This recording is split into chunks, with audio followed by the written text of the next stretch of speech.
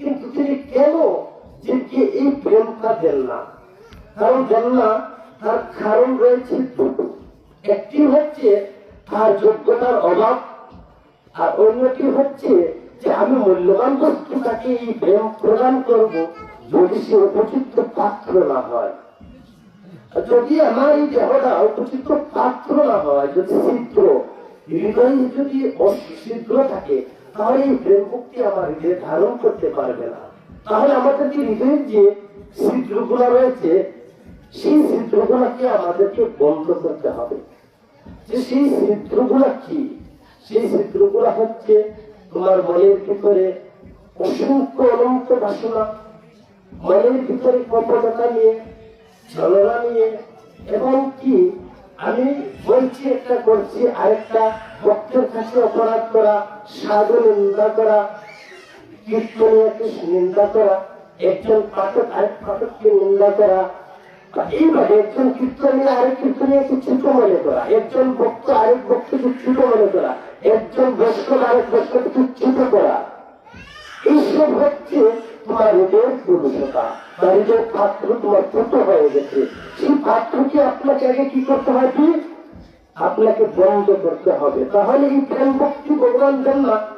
যেমন সাধারণ উদাহরণ হচ্ছে, যেমন একটি ছেলের দাস্ত হয়ে গেছে, কিন্তু সে কি হচ্ছে, খাচ্ছে ঔষধ খাচ্ছে। তাহলে সে বাচ্চাটা বলছে, মা আমাকে টক দাও, আমি টক খাবো, মানে টক খাবো। তাহলে মা কি বলছে? তাকে টক দিচ্ছে না। তাহলে কি মা সেখানে কৃপণ? মা কি দয়া নাই ছেলের প্রতি?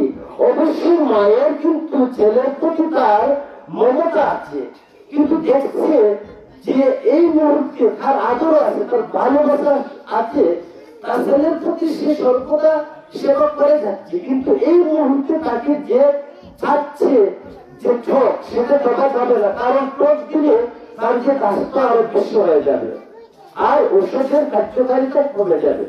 তাই ভগবান আমরা যে পরিস্থিতি বা সিচুয়েশন, আমার দেহটা কৃষ্ণ প্রেমময় বা আমার পাত্রটা সঠিক আছে কিনা, সেই জন্য ভগবান সহজে তাকে প্রেম দেন না। যদি দেন তাহলে কি হবে? হিতে বিপরীত হয়ে যাবে। তাই আমাদেরকে আগে শুদ্ধ চিত্ত হয়ে হরে কৃষ্ণ মহামন্ত্র নাম জপ করা এবং কীর্তন করা, নির অপরাধ হয়ে। তো হরে কৃষ্ণ মহামন্ত্রের মধ্যে অসংখ্য ব্যাখ্যা রয়েছে, আমরা সময় সংকীর্ণ, তাই এর মধ্যে রয়েছে তিনটি নাম, হরি, কৃষ্ণ এবং রাম। হরি অর্থ যিনি মন হরণ করেন, কৃষ্ণ অর্থ হচ্ছে সর্বাকর্ষণ, যিনি সকলকে তিনি আকর্ষণ করেন এবং তার মনকে তিনি হরণ করে নিয়ে যান। আর রাম অর্থ হচ্ছে কি? রাম অর্থ হচ্ছে, আমরা অনেকে মনে করি এই রাম অর্থ হচ্ছে যে দাপরচিকের রাম, কিন্তু সেটা দাপরচিকের রাম নয়। সেই রাম অর্থ হচ্ছে যিনি হৃদয়ের মধ্যে যিনি রমণ করেন, তিনি হচ্ছেন রাম। তো এই হচ্ছে হরি কৃষ্ণ রাম নামের তাৎপর্য। কিন্তু তার মধ্যে 16 নম্বর সূত্রের মধ্যে দেখবেন অষ্টযুগল রয়েছে, হরে কৃষ্ণ হরে কৃষ্ণ কৃষ্ণ কৃষ্ণ। যদি এইভাবে আমরা চাই, 8টি যুগল রয়েছে। তো সেই 8টি যুগলের মধ্যে 8টি ভাব রয়েছে।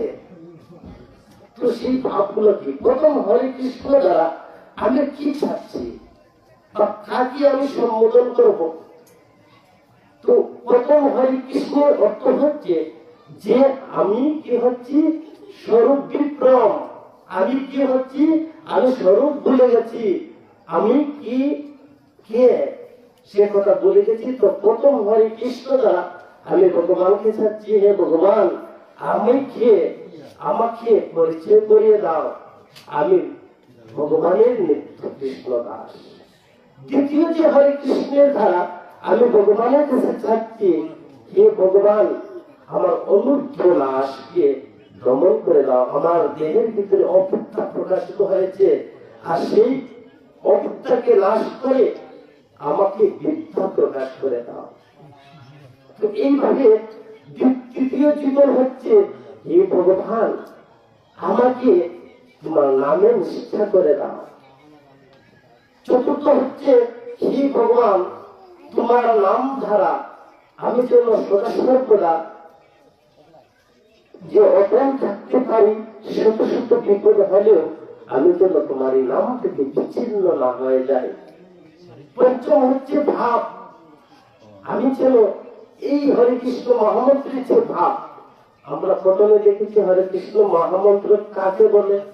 হে রাধারানী, শ্রীমতী রাধারানী আল্লাদিনী শক্তি, হে পরমেশ্বর ভগবান শ্রীকৃষ্ণ সর্বাকর্ষক, আমাকে তোমার প্রেমময় সেবায় যুক্ত করুন। এই যে আর্থিক জীবনের তাৎপর্য আপনারা দেখবেন, আপনি প্রথমে হরে কৃষ্ণ মহামন্ত্রে যে অর্থ প্রথমে প্রার্থনা করছেন, সেগুলো আমি কি ভাবে ভাব আমার হৃদয়ের মধ্যে আমি লালন পালন করতে পারি। তো ষষ্ঠ জীবনের মধ্যে রয়েছে যে হে ভগবান, আমি যে তোমার নামের মধ্যে সদা সর্বদা যেন ডুবে থাকতে পারি, যে কোনো পরিস্থিতির মধ্যে হোক, জলে হোক, স্থলে হোক, বা যে কোনো অবস্থায় আমি আগুনের মধ্যেও যদি পড়ে যাই, তবু যেন এই নাম থেকে আমাকে দূরে সরিয়ে লাগাও। তাহলে সপ্তম হচ্ছে কি? সপ্তম হচ্ছে যে ভগবানের যে দিব্য গুণাবলী রয়েছে, ভগবানের যে লীলা রয়েছে, সেই রূপ গুণ আমি যেন আস্বাদন করতে পারি। অষ্টম যুগল দ্বারা কি বোঝাচ্ছেন? অষ্টম যুগল দ্বারা বোঝাচ্ছেন হরে কৃষ্ণ মহামন্ত্র আমি যে যোগ করছি, সেই যুগল দ্বারা আমি যেন ভগবানের যে সামগ্রিক যে রূপ পরিধি রয়েছে, ভগবানের কীর্তন করা, শ্রবণ করা, তার রূপ আস্বাদন করা, ভগবানের নিত্য সেবকের পূজা করা, আমি যেন সদা সর্বদা এই ভগবানের সেবায়, ভগবানের কীর্তন শ্রবণ কীর্তনের মধ্যে যেন সদা আমি দেখতে থাকি। তাহলে প্রথম যে অনূর্ধ্ব মাস তোমার কি করতে হবে? বিদ্যা প্রকাশ করতে হবে। শুধু সেই কোন বিদ্যা প্রকাশ করবে? তাই চৈতন্য চরিতামৃতে বলা হয়েছে, সেই সেই বিদ্যা জানিও নিশ্চয় কৃষ্ণ পাদপদ্ধিত বিচিত্র বৃদ্ধি নয়। দিগ্বিজয়ী করিব আমি বিদ্যার কার্যে, আর কৃষ্ণই বুঝিব বিদ্যা সত্য করে। ভগবদ গীতার নবমোত্তর প্রথম শ্লোকে বলছেন রাজপুত্র রাজগুপ্ত যুগ। যে সেই রাজপুত্র রাজগুপ্ত যুগ কি? রাজগুপ্ত যুগ জানা হলে আর তার আর কোন পরীক্ষা করার বাকি থাকে না। সেই বিদ্যাটা হচ্ছে একমাত্র কৃষ্ণকে জানা। তাই আমার যে অভিজ্ঞতা কি করতে হবে? নাশ করতে হবে। আর কোন বিদ্যা প্রকাশ করতে হবে? আমি যেন ভগবানকে জানতে পারি, ভগবানের আরাধনা করতে পারি, ভগবানের সেবায় যেন সদা সর্বদা যুক্ত থাকতে পারি। কারণ আমি হচ্ছি কৃষ্ণের দাস। আর তৃতীয় জীবন যাচ্ছে নামে নিষ্ঠা থাকতে হবে। নামের মধ্যে আমি যে সদা সর্বদা নামে আমার নিষ্ঠা থাকবে। যেমন একটি উদাহরণ রয়েছে যে একবার হনুমান তিনি কি করছেন? রাম নাম জপ করছেন। আর যখন শ্রীকৃষ্ণ তিনি কাপড় ঝুঁকে এসে তিনি বললেন গরুণকে, হে গরুণ, তুমি একবার চলে যাও হনুমানের কাছে, গিয়ে বলো কৃষ্ণ তোমাকে ডাকছে যে তুমি দেখা করার জন্য। তখন গরুণ গিয়েছিলেন সেখানে, হনুমান সেখানে তিনি তপস্যা করছেন, ভজনা করছেন। গিয়ে বলছেন, হে হনুমান, হে রাম ভক্ত, ভগবান শ্রীকৃষ্ণ দ্বারকায় তিনি বলছেন যে তুমি একটি কাজ করো, ভগবান শ্রীকৃষ্ণকে দর্শন করার জন্য তিনি আমাকে পাঠিয়েছেন। তখন হনুমান কি করলো? গরুকে তিনি কি করলেন? তার হাত দ্বারা তার ডানায় তিনি বাড়ি মারলেন। তখন এমন বেগে তিনি তাকে স্পর্শ করেছিলেন, পুনরায় তিনি কোথায় এসেছিলেন? দ্বারকায় এসে পড়েছিলেন। তখন গরুণ ভগবান শ্রীকৃষ্ণকে বলছেন, হে ভগবান, কেন আমাকে হনুমানের কাছে পাঠিয়ে দিলেন? আমি যখন বললাম ভগবান শ্রীকৃষ্ণ এসেছেন, যে তোমাকে নেওয়ার জন্য, কিন্তু সে তো পাত্তাই দিল না। সে আমাকে এমন ভাবে প্রহার করলো, আর তার হাতের যে এত বেগ, আর সেই থেকে আমি আবার দ্বারকায় ফিরে আসলাম। তখন ভগবান শ্রীকৃষ্ণ বলছেন, হে বলুন, আমি তো সেই জন্য তোমাকে পাঠিয়েছি, কারণ হনুমানের নামে এত নিষ্ঠা, সে রাম ছাড়া আর কিছুই জানে না। তুমি এখন যাও, হনুমান কি গিয়ে বলো যে হে হনুমান, যে রামচন্দ্র তিনি এখন দ্বারকায় এসেছেন। তখন বরুণকে বলল, হে হনুমান, রামচন্দ্র এখন তিনি দ্বারকায় এসেছেন অযোধ্যা থেকে তোমার সাথে দেখা করার জন্য। তখন হনুমান কি করছেন, বরুণ কিন্তু বলতে দেরি হয়েছে, কিন্তু হনুমান লঙ্কা দিয়ে তৎক্ষণাৎ সে কি করলেন, দ্বারকায় এসে গেলেন। তখন ভগবান শ্রীকৃষ্ণ তিনি চিন্তা করলেন, এখন যে হনুমান আসছে সে রাম থেকে আমাকে কৃষ্ণ দেখার জন্য সে আসলাই, তাহলে আমি এখন কি করতে হবে, আমাকে রাম সাজতে হবে। তৎক্ষণাৎ শ্রীকৃষ্ণ তিনি কি হলেন, তিনি রামচন্দ্র হয়ে হাতে ধনুক নিয়ে তিনি বসে আছেন। তখন দেখেন হনুমান কিন্তু সেখানে শ্রীকৃষ্ণকে রাম দর্শন করছেন। তাহলে এইভাবে আমরা যে হরে কৃষ্ণ মহামন্ত্র জপ করবো, যে আমাদের নিশ্চয় কিন্তু এক থাকতে হবে, তাহলে অবশ্যই অবশ্যই সেই নামের কৃপা আসবে। আমি যা চাচ্ছি সেটা অবশ্যই ভগবান কি করবেন, তিনি সেই স্বরূপে আপনাকে দর্শন দান করবেন। তাই আজকের এই যে মহান হরিনাম সংকীর্তনে যারা আসবেন, কীর্তন শ্রবণ করবেন, যাতে সবার মঙ্গল হয়, কারণ এই হরিনাম শ্রবণ কীর্তন করলে আমরা কি হবে, আত্মার কল্যাণ হবে। তাই আমি এখানে আমাদের গীতাপাঠ কথা সমাপ্ত করব, আর পরবর্তী সময়ে কীর্তনীয়রা আসবেন এবং শুভ অধিবাস কীর্তন করবেন, যাতে সকলের কল্যাণ হয়। এবং যিনি আজকের এই মহান যজ্ঞের আয়োজন করছেন, আমি ভগবানের কাছে প্রার্থনা করি, তিনি যেন যতদিন পৃথিবীতে থাকেন ততদিন যেন এইভাবে একটি হরিনাম সংকীর্তন তিনি রাসলীলার দিন প্রদান করে থাকেন। কারণ এই রাসলীলার মধ্যে ভগবানের যত লীলা করেছেন, তার মধ্যে শ্রেষ্ঠ লীলাই হচ্ছে রাস।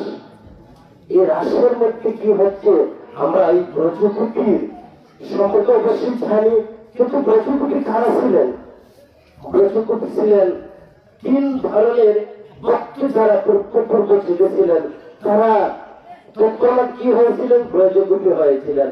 যারা ছিলেন সাধন শিক্ষা, যারা পূর্বজন্মে ছিলেন যোগী ঋষি, আর যারা নিত্য শিক্ষা, তিন প্রকার ভক্ত সেই রাসলীলায় অংশগ্রহণ করেছিল।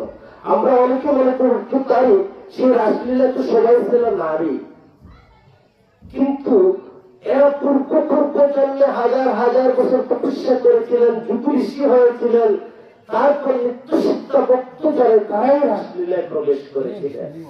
কারণ সেই রাসলীলায় প্রবেশ করার অধিকার রয়েছে কার, যে ভগবানের নিত্য যুক্তা। সেই শ্লোকটি বলছেন, নিত্য যুক্তা উপাস্যাতে, যে ভগবত গীতার আমরা শ্লোক থেকে আরম্ভ করেছিলাম, সেই ভক্তরা যারা আমার লীলা গুণ সাধন করে আমাকে কি করে সদা সর্বদা শ্রবণ কীর্তন করে থাকে, আমি তাদের ধারায় হচ্ছে আমার প্রিয়, তারাই হচ্ছে ব্রজ গোপী। গোপী কাকে বলে, যে গোপনী গোবিন্দ বজে, গোপী যেন ধারে বলে।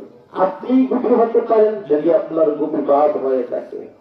তাই গোপীবাদ অনেক তত্ত্বময় কথা, তো আমরা সেই দিকে যাচ্ছি না। তো এই কলির থেকে মহাপ্রভুকে এই মহান নাম কীর্তন নিয়ে এসেছিলেন, কারণ রাজারানী এই রাসলীলায় তিনি কি করেছিলেন, একবার তার অহংবাদ এসেছিলেন, বলে আমার চেয়ে প্রিয় কেউ নেই, ভগবানের একমাত্র প্রিয় হচ্ছে আমি, হচ্ছি শ্রীমতী রাজারানী।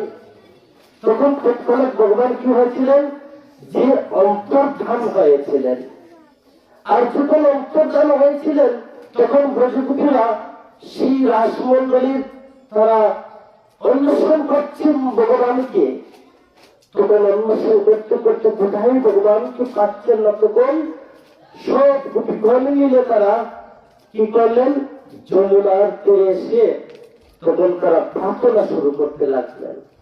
তখন তারা কি প্রার্থনা করেছিলেন, সেই দিন তারা আর কোনো কিছু প্রার্থনা করেনি। সেই দিন তারা বলেছিলেন, হে কৃষ্ণ, হে কৃষ্ণ, হে কৃষ্ণ, তুমি কোথায়, আমাকে দেখা দাও।